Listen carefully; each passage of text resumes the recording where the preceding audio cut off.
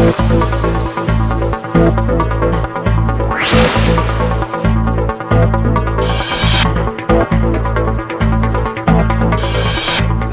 Imrul guys and I'm from software people and I'm a QA engineer. So let's talk about context driven testing, which is abbreviated as CDT. So first of all, we have to know about the what is context. A context can be many things. You can see here: people, methods, tools, aim, objectives, methods, dreams, prejudice, beliefs. This can be the context, and the context can be the mixed up thing of these things. And we always think about context, and we just work about the perception of the context. So while we are working with the perception of the context.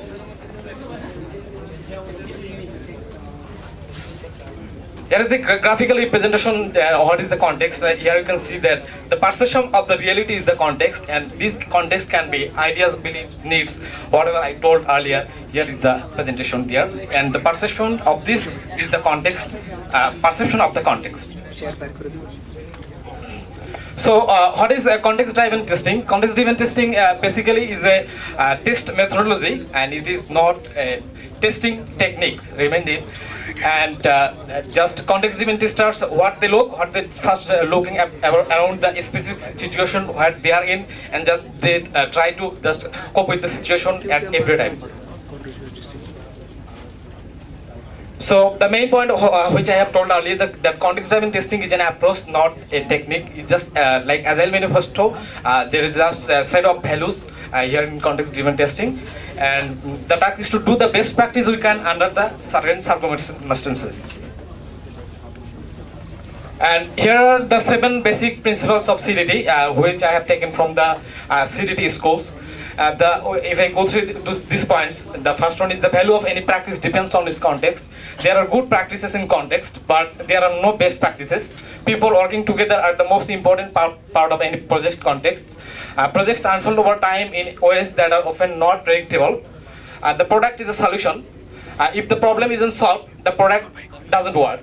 Good software testing is a challenging intellectual process, and only through judgmental and skill exercise cooperatively throughout the entire project are we able to do the right things at the right times to effectively test our products.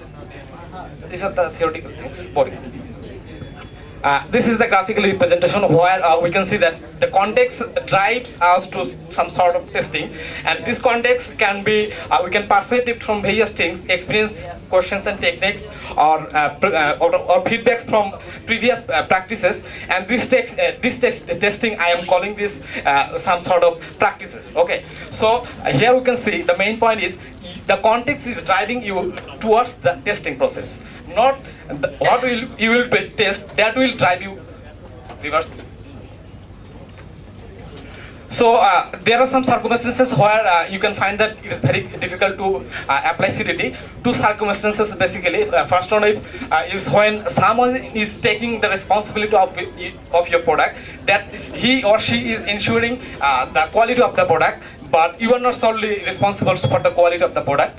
And the second one is where the context is well defined. There is nothing to be questioned about the context. As a context-driven testers, you have to always think about the context, and really you have to question it iteratively. So if the context is well defined, so there is nothing to do here in CDT.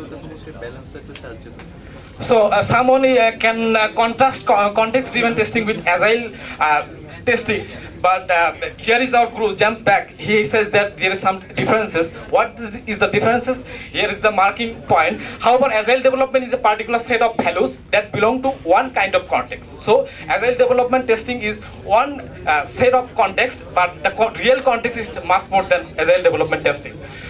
Here is we have given the 2 scenarios where the first one is, for example, in agile development there are widely use of unit testing, but context-driven testers will always look around the use cases, and if the use cases are not readily, then he can use his own methods. And the second one is the minimal documentation of testing is always preferred in agile development, but in CDT we are approaching towards the high-level definition or documentation of our test cases.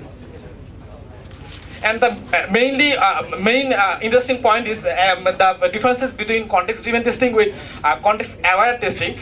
So when it comes to the term of context, we always tell that who the hell is out of the context. I am taking responsibility of the product. I know what is the context, but there is a slight differences.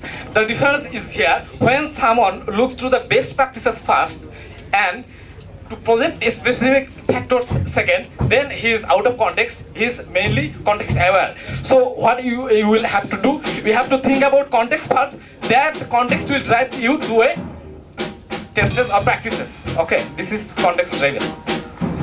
So I think my presentation is over. So any question?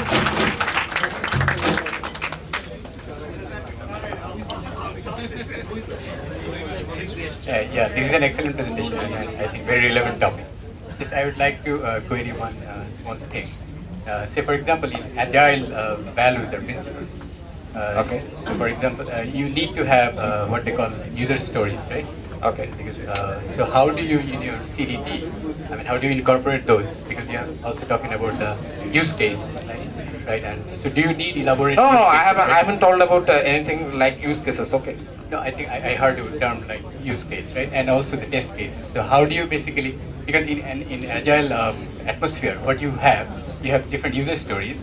Okay. For each user story, you have a set of story tests, right? Okay. So how do you incorporate those in a CDT environment? Okay, I have told you that the context-driven testers will always look forward the what they have in their hand. This is the context at current.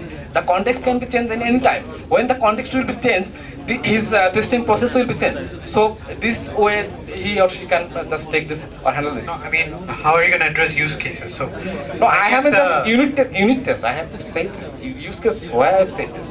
I No, can't remember. forget it. Then you have said it. He wants to hear what would you do if you have to write use cases and test cases. How would context-driven testing apply to that? It's context-driven, so I think you can answer that. Yeah. So what I have told that the previous practices can be a prescription, a suggestion. Sorry, this cannot be a prescription. So this suggestion can be led you to something broader region. So when you are getting some stories and you have some feedback, previous experiences is one sort of context. So you can just motivate yourself to that context and to other context. That's how it can be done. Basically, I'm thinking that even if you have an agile development environment, context-driven testing is applied over there. It can be applied. It basically says that if you have deadlines, if you have changing requirements, you have to write use cases. So a context-driven tester doesn't say that I need this specification or I need use cases. So if you have use cases, good. I can use that. If you don't have use cases, I'll find ways to find out what this the is the main problems are. question. Just questioning always. It's more, these people are more intelligent, these people are more thoughtful, they adapt well to agile development or non-agile development.